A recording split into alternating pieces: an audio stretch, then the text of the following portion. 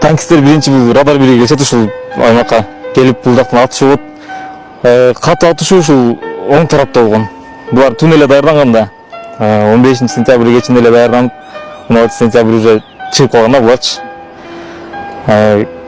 Күтүүсүздөн кол салган.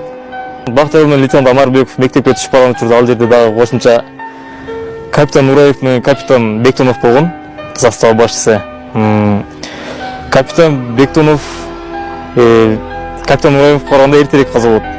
Аягында капитан Ураев калат дагы, анын октору, октарлар бүт түгөнгөнүгү үчүн жанындагы гранатасы менен өзү менен кошуп 4-5 ала кеткен. Алар аябай көпкө чейин туруштук берген ошол жерде. Аябай көпкө чейин туруштук берип, акыркы демине чейин согушуп, ошол жерден жан берди. Агрессивдүү кол салуу болду. Ошол мезгилде бардык биздин чек куралдаштарыбыз тикеден тик туруп беришти.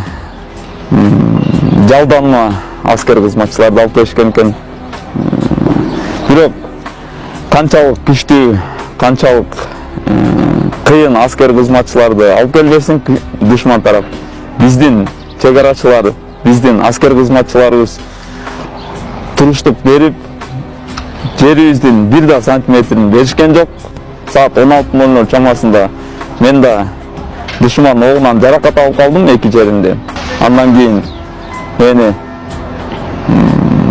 ошол жактагы эле бир аксакалдар ооруканага алып барыптыр.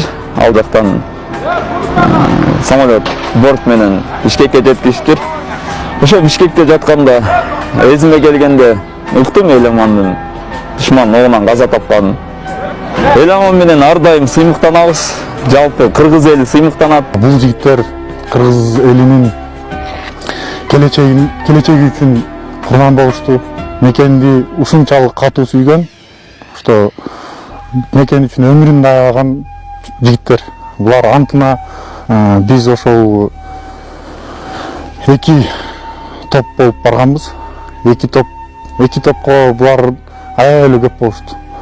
200дөн ашык душман келишти. Булардын мизини бар күчүбүз менен, өмүрүбүз менен кайтардык.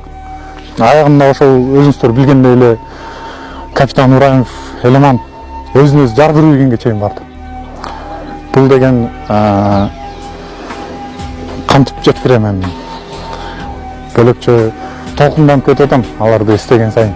Элим, жерим, мекеним үчүн деп өздөрүнүн жанын аябашпады. Тилекке каршы курман болуп калышты.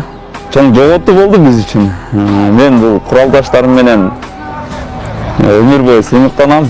Булар өзүнүн кесибин мыкты билген, элин, жерин сүйгөн мыкты эр азаматтар болчу. Душмандардын колунан келишинче кайтардык.